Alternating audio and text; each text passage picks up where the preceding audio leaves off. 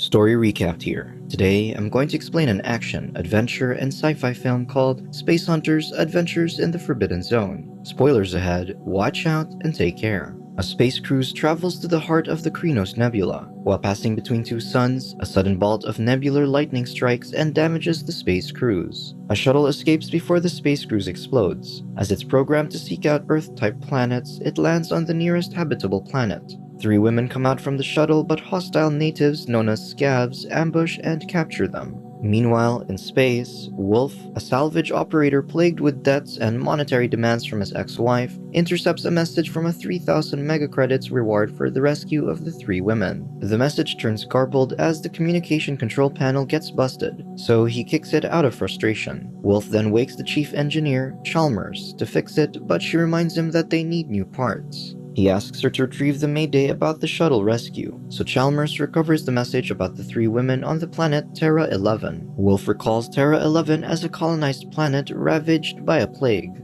Chalmers checks the logs and confirms a planet-wide outbreak in Terra 11 back in 2021. Doctors Patterson and McNabb led an interplanetary medical expedition in 2022, but they had a falling out. McNabb, who was later known as Overdog, ended up ruling over the planet and the medical expedition ended in 2031. Given this, Wolf concludes the plague is still rampant and the food supply is probably infected. Despite this, he finds the situation feasible, so they proceed with the mission. Reaching Terra 11, Wolf and Chalmers program the shuttle to sink into the ground as they set out in a four-wheel vehicle named Scrambler. Soon, they spot the scavs and the female captives on board a pirate trailer that gets blocked. Suddenly, a group of Overdog's men called the Zoners attacks the scavs, seizing the trailer. During the shootout, the scav leader, Patterson, attempts to push through the blockade, but another Zoner with a cannon shoots him down. The Scrambler also gets shot, so Wolf decides to join in the fight. After Chalmers destroys the cannon, Wolf heads into the ship. He picks off a few Zoners, but another knocks the gun off his hands. Grabbing a pipe, Wolf strikes his enemy down and moves up to a rope bridge where he evades a few more Zoners. Meanwhile, Chalmers watches Wolf's movements when she gets shot. The scavs try to flee with the female captives, but the Zoners block and drag the women to the top deck, where three Zoners on hang gliders snatch them away. Seeing this, Wolf descends from the ship when the wounded Patterson mistakes him for McNabb. However, his wards, Jarrett and Duster, tell him that he's an Earther and an Outlander. He then asks for the women, but the wards reveal that they were taken away to the zone. Wolf asks where the zone is because he needs to find the women, but the young men refuse to help since they're focused on avenging Patterson. As he heads back to the Scrambler, Wolf finds Chalmers destroyed with the wires from her face exposed. Saddened at the loss of his android companion, Wolf retrieves a remote and pushes a button, triggering the robot to melt. He continues his journey and soon finds a deserted spaceship filled with skeletal remains. Roaming around, he sees a piece of metal identifying the area as part of Patterson and McNabb's serum depot. Suddenly, he hears the Scrambler's engine, so he hurries outside and finds a young girl, Nikki, maneuvering it away. Wolf quickly chases the Scrambler and turns off the engine, pointing his gun at the girl. Caught, Nikki introduces herself as an Earther and offers to be his tracker in exchange for food, but he's not interested. Nikki tries offering information as Wolf starts driving away, but he stops when she mentions seeing where the Zoners took the Earth women. Figuring that she'd be useful, Wolf agrees to take her in. As she climbs in, she also demands fashionable clothes and food from Earth as a reward. She points him to the scav camp but clarifies that they're harmless because it's the Zoners that are dangerous. Meanwhile, the hang gliders drop off the women in the desert. The chemist, Overdog's chief henchman, monitors their arrival and orders the men to check if the women are as young and smooth as Overdog likes. Before nightfall, Wolf and Nikki set up camp. He cooks hot dogs, but Nikki refuses to eat them as she thinks they're from real dogs. Wolf explains that it's just how they're called, so she eats them anyway. He then prepares an insulated sleeping bag but refuses to share it with Nikki, leaving her in the cold. In the lab, the female captives demand to be released as holding them is against the galactic law. However, the chemist tells them that Overdog is above any law. He recounts how their lord mined the planet's riches for their allies, so the chemist offers the women to be their allies too. He promises that they'll feel at home after they receive their mood enhancers, so a soldier approaches with the serum. In the morning, Wolf wakes up to Nikki's arm hanging over him. Startled, he carries her to the pond and forces her to clean up and get rid of her stench. Afterward, a plow vehicle arrives, so Wolf attempts to return to the Scrambler, but the plow keeps blocking him. Seeing this, Wolf orders Nikki to return to the Scrambler while he distracts the plow. The blow comes charging toward Wolf, but he sidesteps and climbs over to cover the driver's face, causing the vehicle to crash. Wolf gets thrown off the vehicle, so the driver checks on him. Pretending to be unconscious, Wolf waits for the driver to come near before he hits him and snatches his firearm.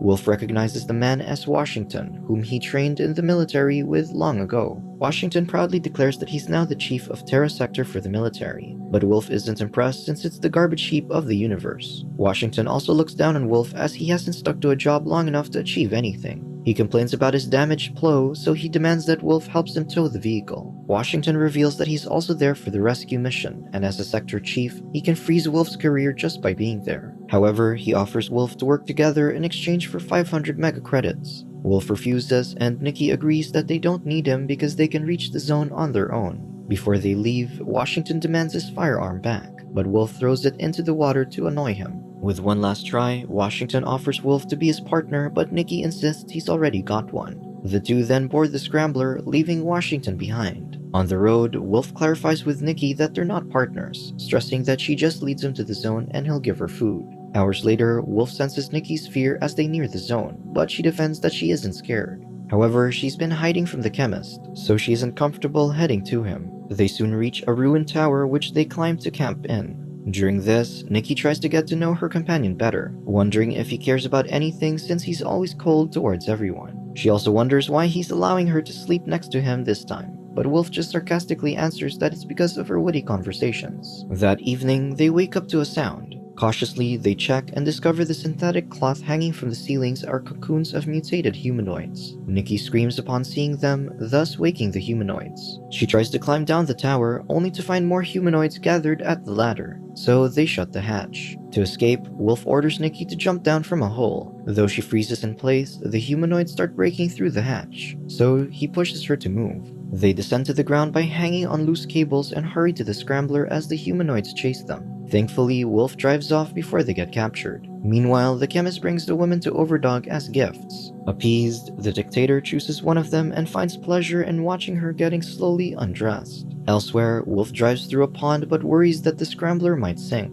To help, Nikki hops into the water to lead the vehicle to the shallow area, but someone pulls her down. Wolf climbs on top of the scrambler looking for her, but finds women with spears slowly rising above the water instead. The women size him up as a good breeding mate, though one believes that breeding with them would kill him. Wolf teasingly accepts the challenge. Finally, Nikki surfaces as she struggles from her captor. She gets dragged down again, so Wolf dives in and finds her tangled in a net.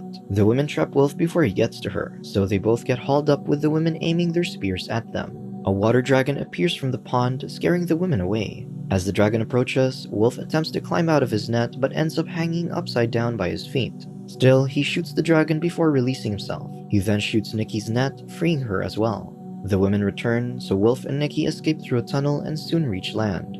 Without the scrambler, they travel on foot and become dehydrated because the water around them is poisonous. Still, they keep moving forward until Nikki passes out due to exhaustion. Wolf carries her across the terrain until Washington's plow passes them by. Desperately, Wolf asks for water, but Washington rants about having to get his firearm in the pond, getting his vehicle unstuck and tracking down Wolf through the tunnel. He also found the scrambler and towed it out. Wolf ignores all this and begs for some water for Nikki. Taunting his rival, Washington gets his tumbler and drinks. So Wolf gives in and promises Washington what he wants. With that, Washington tosses the water, which Wolf gives to Nikki. He offers Wolf 1,000 mega credits to help him get the girls and fly them out. However, Wolf wonders why a sector chief would need him to fly out of here, so Washington confesses that he damaged his ship during a bad landing. This means that Washington needs Wolf's ship to get out of the planet, so he insists on half the reward money instead. With no choice, Washington accepts. Soon, they find a place to camp out. Nikki brings up her half of the reward but realizes that they don't intend to share the reward with her. She rants about being left out, but Wolf clarifies that he never intended to adopt her, so Nikki walks away and cries. Washington advises her not to mind him since Wolf doesn't know any other life than being alone. Feeling guilty, Wolf offers to give her a lift to any other planet after their mission.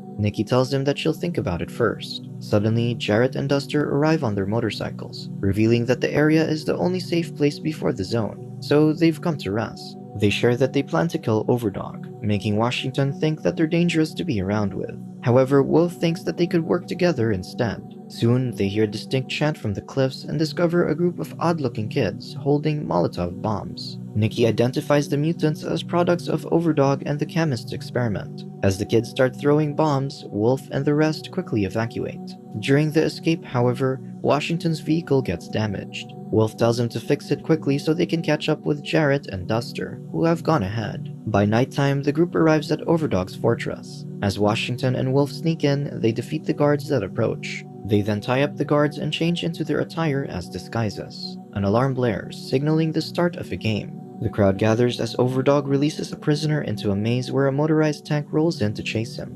The prisoner climbs over a wall, but it collapses, leading him into a pit of blades. Wolf points out to Washington that the captives they're looking for are in a cage near Overdog. They also find Duster fighting some guards, so they help him out. He informs them that they plan to attack the slave pen to get to Overdog, but their plan was botched. His brother was captured while Duster fled. Hearing this, Wolf considers that the slave pens might be an option, so they formulate a rescue plan when another game begins. As Wolf retrieves some items from the scrambler, he orders Nikki to stay behind to keep her safe. This surprises Nikki as she thinks he cares about her. Using his disguise, Washington brings Duster to the slave pen as a captive. The guard on duty opens the slave pen to bring him in, but when he does, Washington snaps his neck while Duster lets the others out.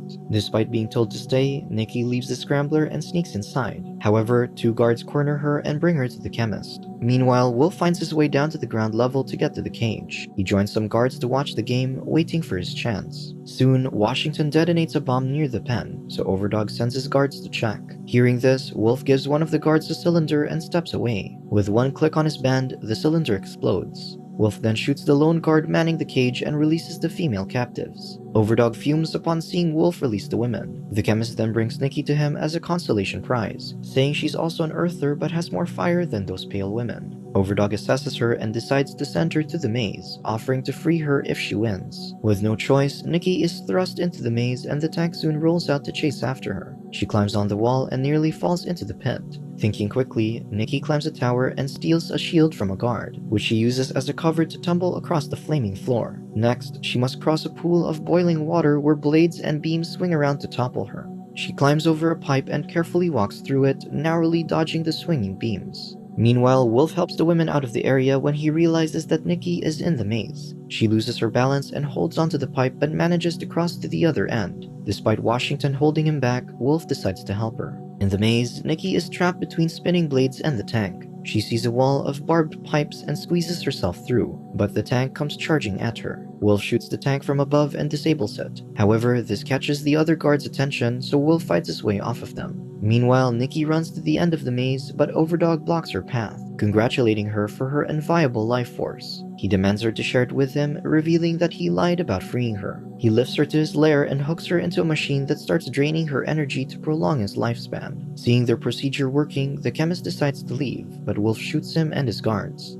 Panicked, the chemist calls for more guards, but Wolf grabs the syringe he's holding and injects the chemical into his body, leaving him immobilized. Wolf gets inside the lair and sees Nikki tied up, but Overdog uses his mechanical claws to shoot him. Driven to save the young woman, Wolf exchanges fire with Overdog until he lands a shot into the dictator's torso. With Overdog immobilized, Wolf steps closer to him, but the man suddenly claws into his shoulder. As Wolf drops his gun, Overdog claims that he's made of a substance that Wolf can't even dream of. Wolf begs him to release Nikki, offering himself up instead, but Overdog refuses. Noticing a loose cable nearby, Wolf grabs it and sticks it into Overdog's claw, electrocuting him and sending the entire fortress into cascading explosions. Wolf then grabs Nikki and they hurry out of the fortress, dodging explosions and debris. Soon, Washington barges in with his plow and rescues the two before the entire fortress collapses. The next day, the group arrives at Wolf's shuttle. Jarrett and Duster thank them for inviting them to leave, but they choose to stay. Nikki listens from a corner and gets restless, believing that Wolf won't bring her along. Wolf sees Nikki leaving and asks her where she's going. She's upset that he never asked her to come with him, so Wolf explains that he lives alone and can't take care of her. She starts walking away, so he finally admits that he wants her to come. Nikki asks if she can trust his words, and Wolf walks over to hug her. Finally, the shuttle leaves Terra 11 to claim their reward and head to their next adventure. Subscribe to watch more videos like this. Turn on notifications. And leave a like, it really helps the channel out. Thank you for watching.